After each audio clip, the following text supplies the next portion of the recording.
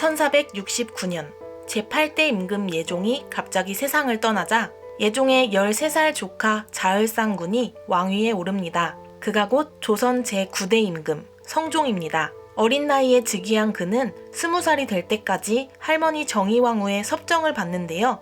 그는 모든 기초를 완성시켰다는 의미의 성종이라는 묘호를 얻을 만큼 조선 개국 이래 최고의 태평성대를 열어갑니다.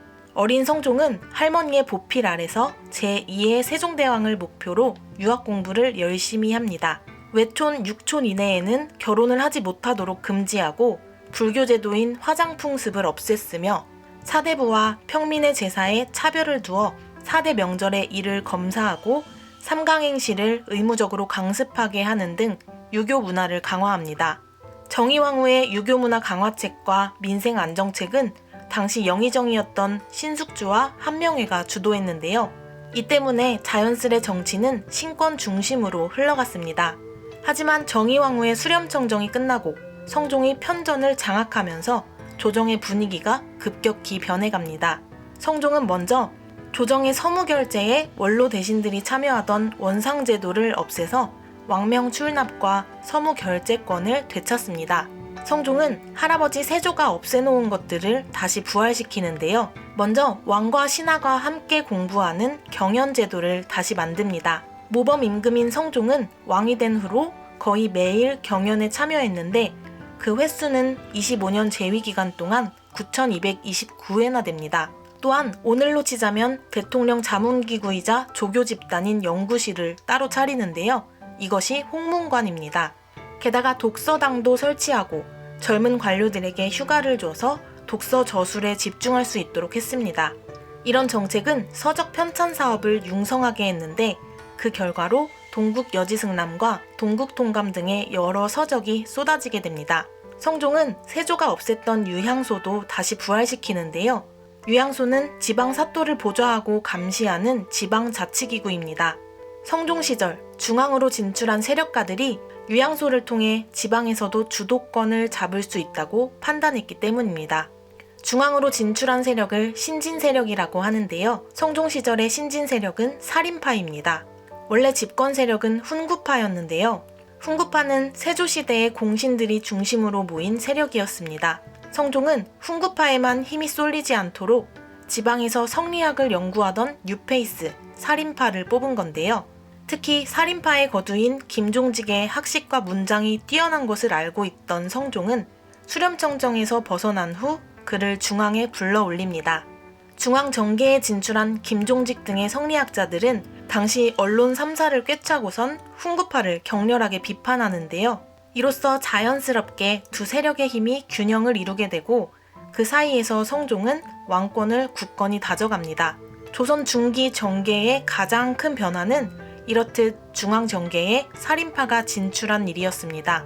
세종을 멘토로 삼은 성종은 세종의 업적을 많이 따르려 했는데 특히 세종처럼 성종도 음악으로 백성을 교화시키려고 합니다. 인간 완성 최고의 방법을 예술이라 했던 공자의 말대로 조선시대 유학에선 음악을 중시했는데요. 그 결과 성종은 악학괴범이라는 음악 백과사전을 만듭니다. 성종의 업적 중 딱 한 가지만 기억해야 한다면 그것은 경국대전의 완성일 것입니다. 그만큼 중요한 일이었는데요.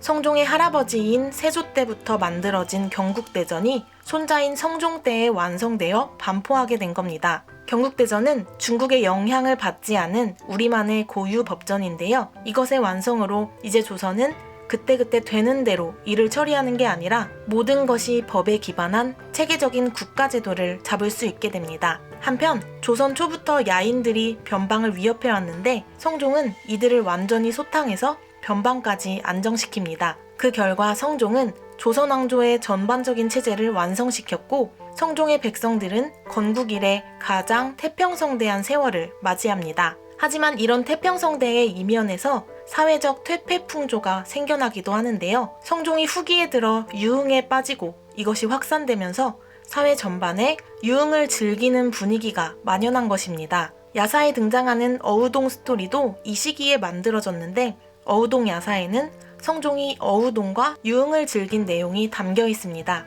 성종에겐 9명의 후궁이 있었는데요. 후사를 잇는 것도 왕의 의무이니 왕의 여인들은 새로운 후궁이 들어온다 해도 부글거리는 속을 참으며 자애로운 미소를 보여야만 했습니다. 그러나 가끔은 인내심이 한계를 넘어 폭발하는 아내들이 있는데 그 대표적인 인물이 성종의 아내이자 연산군의 어머니인 패비 윤씨입니다. 원래 윤씨는 예의 바르고 검소해서 성종 어머니인 소혜왕후의 예쁨을 받았는데요. 늘 어머니 하며 살갑게 대하고 다른 후궁들과도 잘 지내는 모습을 보였습니다. 게다가 성종의 아이까지 가졌는데 이 아이가 바로 연산군입니다. 윤씨는 이렇게 중전의 자리를 꿰차게 됩니다. 하지만 중전이 된 윤씨가 본색을 드러냅니다. 성종의 또 다른 여자들에 대한 질투를 참을 수가 없었던 겁니다. 윤씨는 성종이 총애하는 후궁들을 죽이겠다며 독을 갖고 다니다가 발각됐으나 성종의 선처로 무마됐습니다. 게다가 야사인 소문쇠록에 의하면 성종이 규방에 자꾸 출입하고 자신을 멀리한다며 왕의 얼굴을 핥혀버린 사건도 전해집니다. 얼굴에 손톱 자국이 나니 왕의 체면은 말이 아니었고 성종과 성종의 어머니인 인수대비가 크게 분노합니다. 그래서 중전이 된 지 3년 만에 윤씨는 패서인이 됩니다. 그런데 조정에서는 장차 왕이 될 세자의 친모를 백성처럼 살게 해선 안 된다는 상소가 이어지는데요. 세자가 커가면서 조금씩 패비 윤씨에게 동정심을 갖고 있던 성종이 내시와 궁녀들에게 그녀를 살펴보고 오라고 명합니다. 하지만 인수대비는 뒤에서 이 상황을 조종하고 있었습니다. 결국 인수대비의 명을 받은 신하들은 성종에게 패비 윤씨가 전혀 반성하지 않는다는 허위 보고를 올립니다. 이 보고를 받은 성종은 결국 그녀에게 사약을 내리기로 합니다. 사사한 이후 패비 윤씨는 묘비조차 세우지 못하고 동대문 밖에 버려지다시피 했는데요. 그래도 성종은 세자의 앞날을 고려해서 윤씨 지묘라는 묘비명을 내리긴 했습니다. 이때 패비 윤씨의 아들 연산의 나이는 고작 6살이었기 때문에 그저 새로 들어온 중전이 자신의 어머니인 줄 알고 자라납니다. 이 패비 윤씨 사건이 훗날 조선을 뒤흔든 살생극의 원인이 될 줄 누가 알았을까요? 1494년 38세에 생을 마감한 성종의 뒤를 이어 19세 왕세자가 왕위에 오르니 그가 바로 조선 제10대 임금 연산군입니다. 조선 역사상 손에 꼽히는 악행과 살육을 저지른 임금, 우리는 연산군을 폭군이라고 부릅니다. 그가 폭군이 된 것은 고독한 어린 시절에서 출발한 것일지도 모릅니다. 연산의 할머니인 인수대비는 본인 손으로 쫓아낸 며느리의 아들을 혹독하게 대하고 다른 손자와 차별합니다. 게다가 천류는 못 속이는 법인지 연산은 친어머니가 아니었던 새 왕후를 별로 따르지 않았습니다. 연산은 이렇게 가슴에 응어리를 안고 성장해 갑니다. 그는 어릴 때부터 학문을 싫어하고 독단적인 면을 보였습니다. 세자에 관한 야사 중에는 아버지 성종이 아끼던 사슴을 활로 쏴 죽였다는 이야기가 전해지기도 하는데요. 그의 내면에 있던 광폭한 성격은 왕이 된 후 본격적으로 표출됩니다. 그는 자신을 비판하는 사람을 단 한 명도 곁에 두지 않는 전형적인 독재군주로 군림합니다. 많은 이들이 친어머니가 사약을 받은 걸 알게 된 후로 연산군이 갑자기 미쳤다고 생각하는데요. 사실 연산은 즉위 초부터 어머니의 사건을 알게 됩니다. 즉위 초기에 아버지 성종의 묘지문을 보면서 어머니의 이야기를 듣게 되기 때문인데요. 친어머니의 존재를 알게 된 연산이었지만 일단 복수의 칼날은 마음속 깊숙이 숨겨둡니다. 적어도 즉위 초기의 연산군은 폭군이 아니었습니다.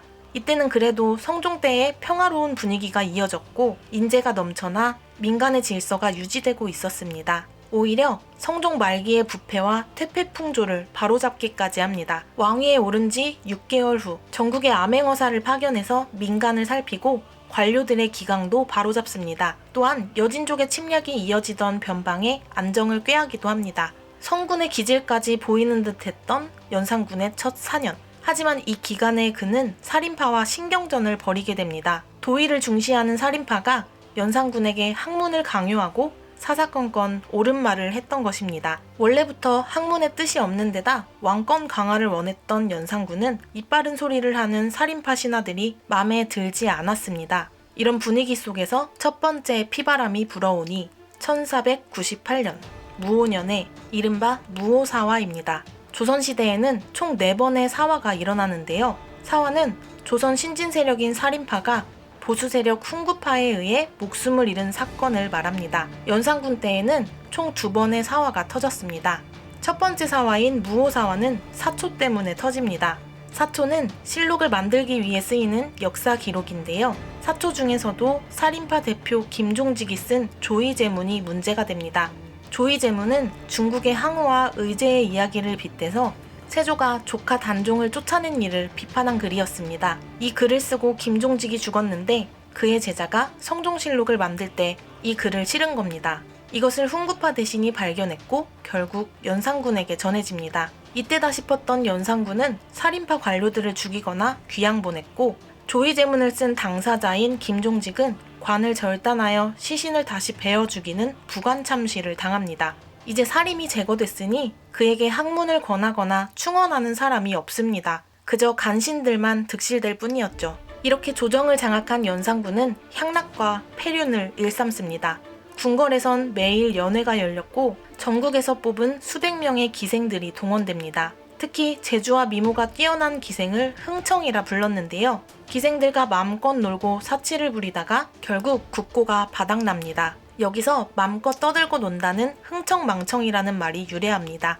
또한 연산군 스토리에서 빠질 수 없는 여인은 장녹수인데요. 연산군은 어질고 현명한 중전보다 장녹수를 더 아꼈습니다. 의외로 장녹수는 뛰어난 미인은 아니었는데요. 실록에선 장녹수의 얼굴을 지극히 평범하다고 기록합니다. 장녹수를 너무 사랑한 연산군은 화가 나 있다가도 장녹수를 보면 바로 미소를 지을 정도로 사랑에 빠져 있었습니다. 한 기녀는 장녹수의 치마를 밟은 죄로 차명을 당하기까지 합니다. 어쨌든 연산군은 노느라 바닥난 국가 재정을 충당하기 위해 백성들에게 무거운 세금을 물렸고 공신들에게 지급한 공신정과 노비까지 몰수하려고 합니다. 그러자 보다 못한 조정 대신들이 반발하여 제발 연회 좀 줄이자고 간청합니다. 원래 연산군은 즉위초 패비 윤씨 이야기를 알게 됐을 때도 가만히 있었습니다. 아주 냉정한 사람이었죠. 하지만 신하들이 왕권에 도전할 때마다 친어머니를 죽음에 내몰고 방관한 자들까지